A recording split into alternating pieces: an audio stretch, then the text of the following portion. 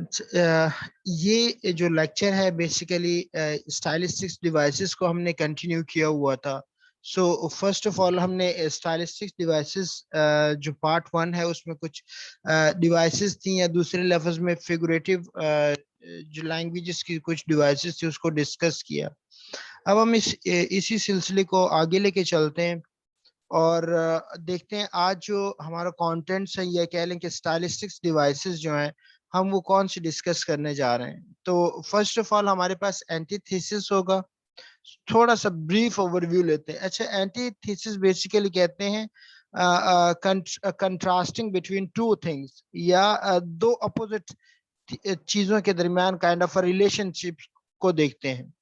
अच्छा, हाइपरबोल को अगर मैं सिंपली डिस्क्राइब करने की कोशिश करूं तो उससे मुराद ये है कि आप एक कम इंसिडेंट हो, ठीक है, छोटी सी बात को ज्यादा बड़ा करके पेश करना, ठीक है, तो उसको हाइपरबोल कहते हैं। तो अंडरस्टेटमेंट जो है वो भी लाइक सिचुएशन कुछ कॉम्प्लिकेटेड हो या बहुत ही बड़ी सिचुएशन हो, उसको आप क्या करते हैं, नॉर्मलाइज कर देते हैं, नॉर्मल पे ले आते हैं, तो उसको अंडरस्टेटमेंट कहते हैं। तो ये बेसिकली लिटरेचर में यूज होने वाली डिवाइसेस हैं जो it comes under the stylistics. So ये तीन कंटेंट्स हैं हम डिस्कस करेंगे। सो वन बाय वन देखते हैं हम इसको और समझने की कोशिश करते हैं। तो यहाँ हमारे पास जो है वो है एंटीथेसिस। तो एंटीथेसिस क्या है इसको देखते हैं। अच्छा, यहाँ पे वेरी फर्स्ट लाइन है contrasting relationship between two ideas. आप क्या करते हैं, कंट्रास्ट करते हैं बिटवीन टू आइडियाज जो हैं उसको उनके दरमियान, like they are opposite of one and other ना, आइडिया जो होता है। तो यहाँ पे देखते हैं, डेफिनेशन को डिफाइन करते हैं और समझने की कोशिश करते हैं इसको। Antithesis emphasise the contrast between two ideas. अच्छा, इसमें क्या किया जाता है कि दो आइडियाज पर एम्फोसिस दिया जाता है, जोर दिया जाता है। अच्छा, अब यहाँ पे ऑब्वियसली एम्फोसिस दिया जाता है, दो कंट्रास्टिंग आइडियाज होते हैं या फिर कह लें एंटीथेसिस, दो अपोजिट आइडियाज होते हैं। अच्छा, इसमें सबसे इंपॉर्टेंट चीज क्या है, the structure of the phrase, या जब आपके पास कोई फ्रेज आ जाए उसका structure, clause is usually similar in order to draw a reader's listener's attention directly to the contrast. अब अगरचे के फ्रेज में ये यूज हुआ है, ऑब्वियसली लिटरेचर में अगर फ्रेज को यूज किया गया है तो वहां पे या क्लॉजेस को यूज किया गया है, तो उसका स्ट्रक्चर क्या होता है, सिमिलर होता है, ठीक है। अगरचे के दोनों आइडियाज को डिस्कस करेंगे, अगर आप आगे एग्जांपल में देखेंगे तो ये बात आपको समझ आएगी। तो वो जो बैलेंस्ड होता है बिटवीन द फ्रेजेस और बिटवीन द क्लासेस वो सिमिलर होता है। अच्छा, अब इसका पर्पस क्या होता है कि जो लिसनर है या रीडर है उसकी इंटेंशन जो है डायरेक्टली आप क्या करें, कैप्चर करें टुवर्ड द कंट्रास्ट। अच्छा, अब यहाँ पे टू अर्र इज ह्यूमन, ठीक है, यानी कि गलती करना इंसान का खासा है, टू फॉरगिव डिवाइन। अब यहाँ पे आप देख लें कि एक दो अपोजिट चीजों को बयान किया गया है। एक तो ह्यूमन बीइंग को कि वो गलती करता रहता है, फिर डिवाइन सोर्सेज को बयान किया गया है कि उसका काम है कि अल्लाह अलमाइटी वो क्या करता है, माफ कर देता है। सो इस तरह की जो बैलेंस्ड फ्रेजेस का स्ट्रक्चर है और दो अपोजिट आइडियाज को पेश किया गया है, तो ये हमारे पास क्या होती है, एंटीथेसिस इसको कहते हैं। इसी तरह मैंने आपको वेरी सिंपल वर्ड में बता दिया कि दो अपोजिट आइडिया को डिस्क्राइब करना और उसको प्रेजेंट करना वो एंटीथेसिस कहलाता है। अच्छा, इसी तरह हम आगे बढ़े। It is easier for a father to have a children than for a children to have a real father. अब यहाँ पे क्या है कि ओब्वियसली टू डिफरेंट जो है थिंग्स को कंपैरिजन कंट्रास्ट किया गया है। इस फ्रेज को आप पढ़ेंगे, obviously itself the words the father and children are opposite of one another या each one another ना, obviously। so आगे बढ़ते हैं।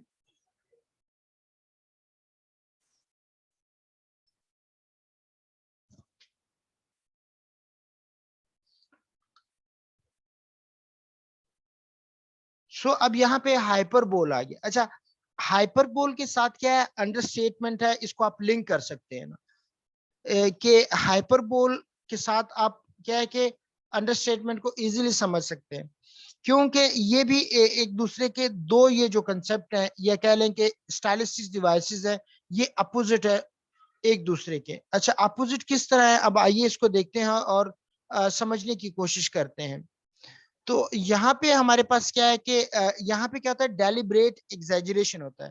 अच्छा, हाइपरबोल को अगर समझे तो क्या होता है कि एग्जैजरेशन किसी चीज की मतलब क्या है कि किसी चीज को बढ़ा चढ़ा के पेश करना, एक्चुअल सेंस में वो चीज हो इतनी नहीं, तो हम इसको क्या कहते हैं, हाइपरबोल कहते हैं। तो जो लिटरेचर में होता है मोस्टली वो क्या करते हैं कि इस तरह राइटर जो है हाइपरबोल यूज करते हैं। अच्छा, use sparingly, hyperbole effectively draws the attention to a message that want to be emphasized। और अच्छा, भी ऑब्वियसली इसका भी यही पर्पज है कि पर एम्फोसिस दिया जाता है ताकि जो है मैसेज की तरफ ऑडियंस को क्या इंटरेक्ट किया जाए। अच्छा, अब इस एग्जांपल को पढ़ते हैं तो होपफुली आपको मजीद समझ आ जाएगी। अच्छा, अब यहाँ के आई वाज सो हंग्री, ठीक है, अब आई वाज सो हंग्री, अब इसी स्टेट को देखें किस तरह एग्जेजरेट किया जाता है next part of the sentence में, I could eat an elephant. अब देखिए, अब ऑब्वियसली ह्यूमन बीइंग को तो वो इतनी भूख नहीं लग सकती, लेकिन उसको एग्जेजरेट किया गया, एक सेंस दी गई है कि ही इज वेरी हंग्री। अब देखें, इन actual sense I can not eat a elephant, but I can reflect that at that much state I am hungry. So what I did, I hyperbole the situation by exaggeration deliberately over here. अच्छा, इसी तरह क्या है कि I have told you 1,000 time. अब देखिए, it could not be possible ना कि एक बंदे को 1,000 टाइम्स कोई चीज बताई जाए। अब इस एक्सप्रेशन को भी क्या किया जाता है, यूज किया जाता है। अब इस सिचुएशन को हाईलाइट किया गया, हाइपरबोल किया गया है कि इतनी टाइम मैंने आपको बताया। So these are the general example. So now I would come to the next stylistic device, which is the understatement.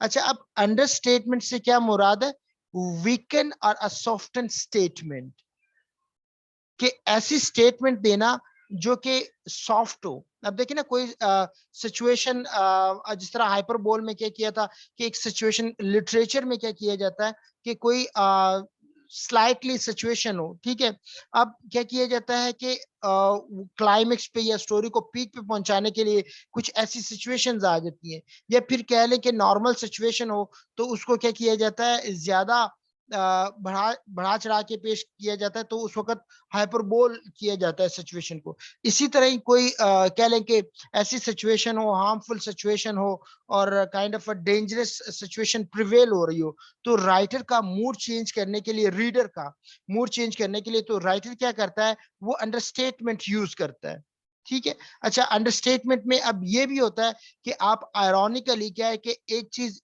Actual situation में है, तो उसको क्या करते हैं, आयरॉनिकली आप क्या करते हैं, उसके अपोजिट डिस्क्राइब करने की कोशिश करते हैं। अब देखें, यहाँ पे इसको पढ़ते हैं, a statement is deliberately weakened to sound ironical or softened to sound more polite।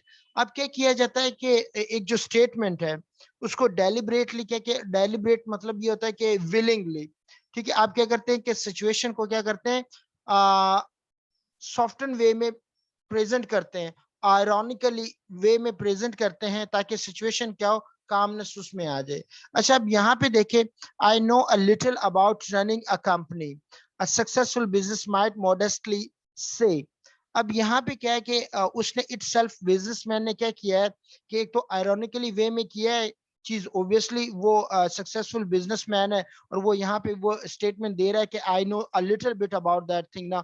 सो वो इसमें ये कर रहा है कि अपने आप को वो ज्यादा वो पेश नहीं कर रहा, he consider himself among all the audience, they are sitting in front of him, it could be like that, or he might be ironically giving a such kind of a statement to show some kind of a thing toward those people who are considering themselves at a high level ना, वो consider कर रहे हैं अपने आप को।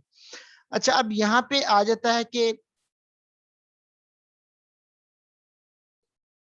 अब हमारे पास आगे आ जाता है, I think we have slightly different opinions on this topic. अच्छा, instead of I don't agree with you at all. अच्छा, अब यहाँ पे एक तो स्टेटमेंट है, अंडरस्टेटमेंट। अब कुछ ओपिनियंस दी जा रही हैं, ठीक है, किसी चीज पे डिस्कशन हो रही है, तो आप क्या करते हैं, डायरेक्टली ये नहीं कहते लेट्स सपोज दैट के आई डोंट अग्री विद यू। आप क्या कह देते हैं, इस स्टेटमेंट को अंडरस्टेटमेंट करते हैं, सॉफ्टन मैसेज कन्वे करने के लिए और सिचुएशन को सॉफ्टन करने के लिए। आप क्या कहते हैं, I we have slightly different opinion on this topic. Instead of that आप ये कह दें कि I don't agree with you ना at all.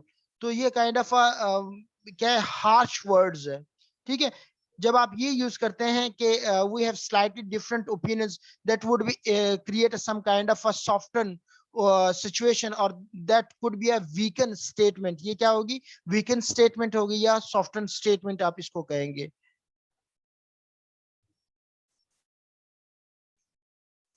So that's all about today. uh, I thought that today's lecture should be short.